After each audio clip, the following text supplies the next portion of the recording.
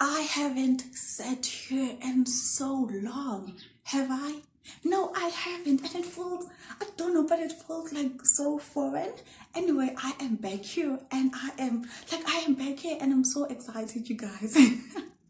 Honestly, like by this time, I think we've established the fact that I will always come back. It's just that it is me. Like the problem is with me. I need to start believing it. I will always come back. But yeah, I am excited. I am back for another video. And this is the thing with, like, I'm so consistent, I surprise myself. But the thing with consistency, which is sometimes you need to show up even when you don't feel like it. But today is just one of those good days where I feel like it. Like, I am so excited. Hi, hello, welcome back to my YouTube channel. Hello, hi, welcome back to my YouTube channel. My name is Nelisile Writeous, and thank you so much for tuning in. If you are a returning subscriber, oh my goodness, like I'm so grateful. Thank you. And welcome to everybody, you guys. So today I am doing another story time. This was inspired by the story time that I did last week. Honestly, when I was telling the story, there were some of my experiences that I felt like sharing, but I was like, no man, like that video was way too long. So I was like, yes, let me just have a separate story time where I get to share what I wanted to share last week. So you've already seen the title of this video, and I just want to say, you guys, with a disclaimer, I just want to say that because I know that people get very stiff when it comes to testimonies, and especially when it's something that they have been battling or struggling with for the longest of time. It's like when you have been living in poverty and trying to fight that poverty and opening businesses and all of that, and it was just not working out, and then somebody comes tomorrow and they bought a car and a house and all of that, and they told you they joined Forex. You know how people get mad with that. So I know, like, you might feel like that also, but I just want to say, this is my story, and it might not sound believable or anything like that, or it might rub you off the wrong way. I don't know, you guys, but like, it's my story, and I get to tell it the way I want to. So thank you for tuning in. I don't want this video to be too long, so let's get right into it. So if you are somebody who follows my work, you would know I had a friend who was battling a mental illness. They were struggling with severe anxiety and depression. I wrote about them quite a lot, you guys. They were going through a lot, and their going through a lot was making me go through the most. And I'll leave like the link down below if you are lost. Like, if you don't know what I'm talking about, I'll just link it down, and then you can go read my work if you want to.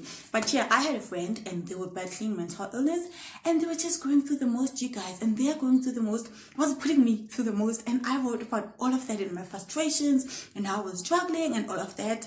So yeah, like, guys, I wish I had good news. I wish I was bringing you good news. But nah, like, my friend, that friend of mine, continued battling whatever until end of last year, and then early Jan, and then early Jan, one time I am just sitting, like, I remember, I think I was in Pretoria, and I was just reading stuff on my phone and all of that, and then I got a call, and this person was telling me that they've been admitted at a psych ward, but blah blah blah and all of that, because they tried committing suicide and all of that. I'm not gonna go deep into that, because that's not my story to tell. But yeah, that was happening. And then, you guys, like my world just came crumbling down. Like, I promise you, like, I don't even have the right words to explain to you like how that made me feel.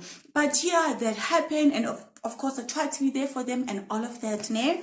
And then after, I think they stayed there in that hospital for like a week or less, and then Magaphuma umuntu, they were like, nah, basically they asked for space, they asked for space. And if you know me personally, you know with me now, I'm an ambassador for space. Like, I give people their space, because I understand, you guys, that it has, like, space has nothing to do with me and how I feel and all of that. If I say to you that I want space, then you need to understand that it has nothing to do with you. So now I give people like the space to deal with whatever, you know what I mean? Because honestly, you don't want like you don't want to force to be there, ne? Can't you are suffocating people, ngapa? So honestly, I prefer it for somebody to tell me when they need me and tell me also when they don't need me.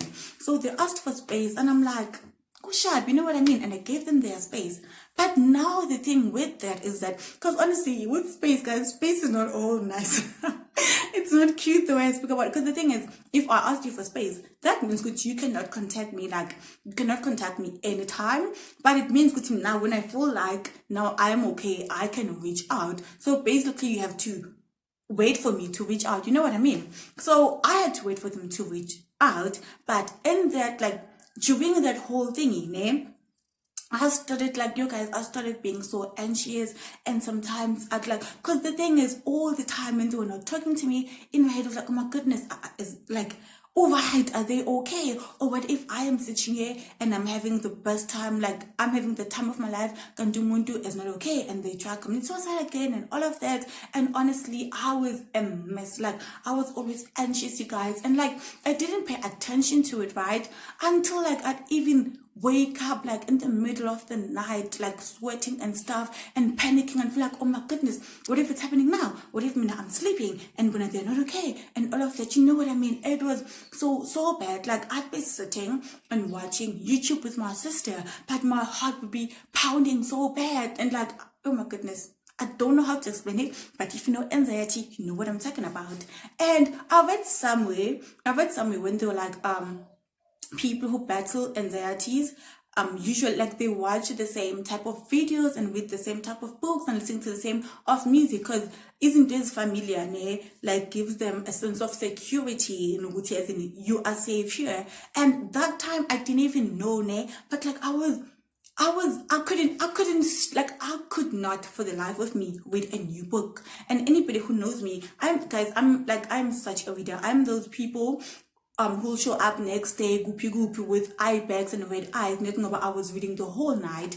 But now I couldn't stand like reading new stuff. So I'd always like go back to books that I've read in 2010, books that I've read 3 years ago and all of that. But they made me feel like the fact that I knew how it was gonna end it gave me like some sort of comfort. You know what I mean? So it is only now when I saw that post, when I was like, oh my goodness, this was also happening to me. But that time when I was still going through it, I had no idea that it was the symptoms of like anxiety and all of that. So yeah, it was so bad, you guys.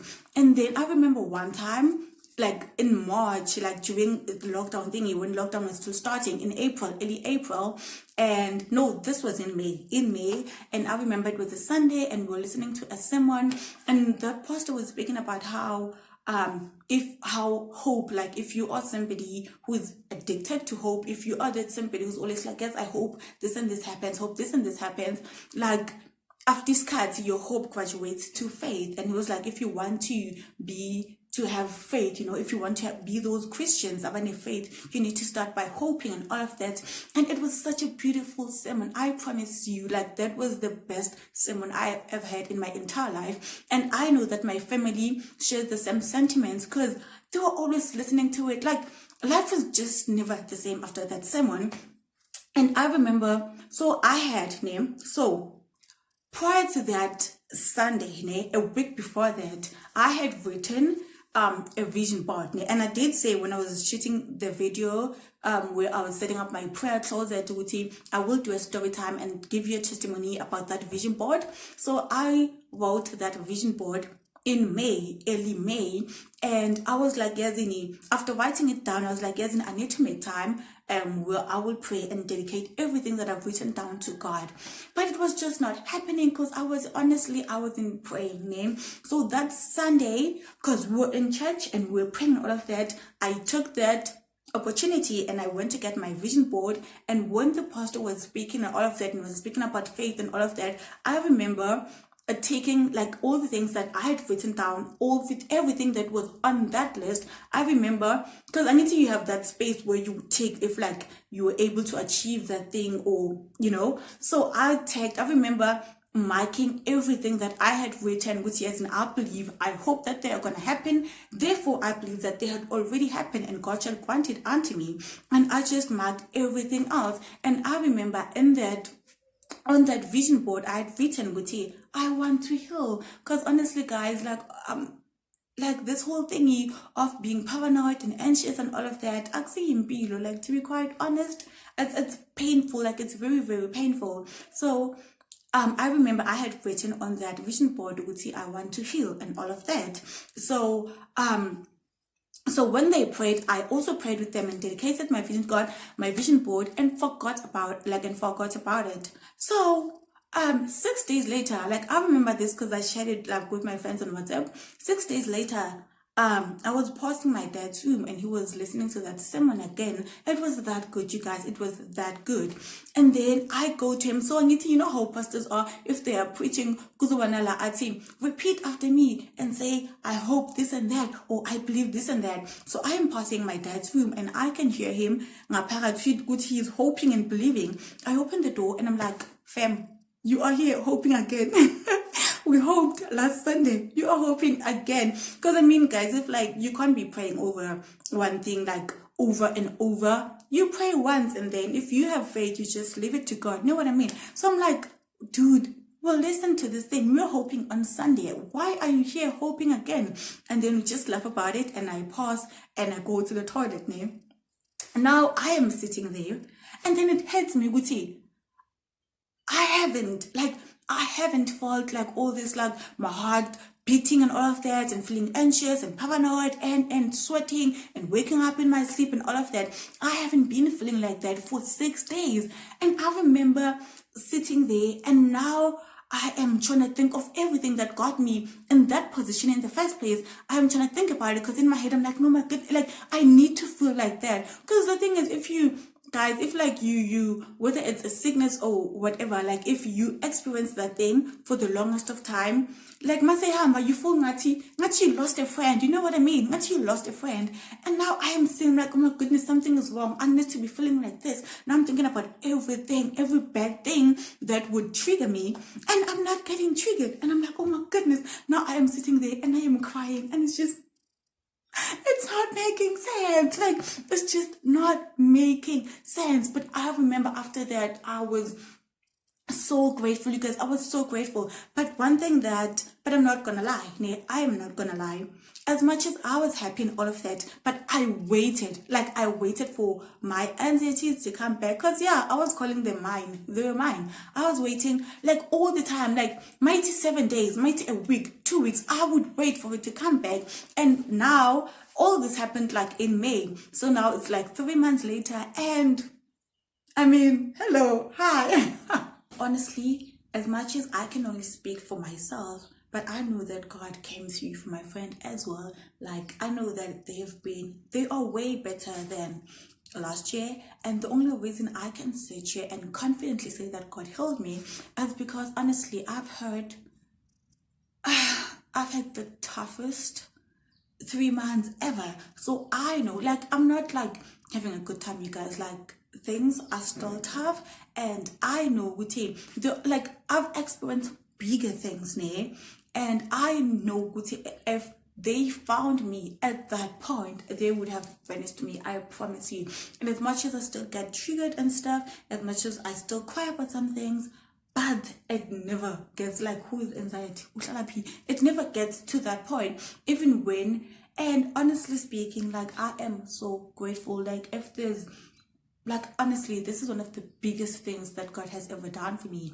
And as much as I still get triggered, I still cry about stuff, I still get heartbroken and all of that, it doesn't get there. It never, ever gets there. So that's why I can sit here and confidently say, Guti, as much as it has only been 3 months, I know that I will go on for another 3 months and another 3 months and 10 million 3 months. You know what I mean? Because God has just been that amazing. And yeah, you guys, and like, I remember one time I was having a conversation with my friend, and we were speaking about mental illness and all of that, and how some people attend therapy but they still end up committing suicide and all of that. And we were like, maybe God is that one person that we haven't tried. No, but we have this thing which we believe God can do this and that. We believe God can heal our flu. He can, give us that. He can provide and all of that. But there are some things that we hold on to, and we think, nah, man, this is big.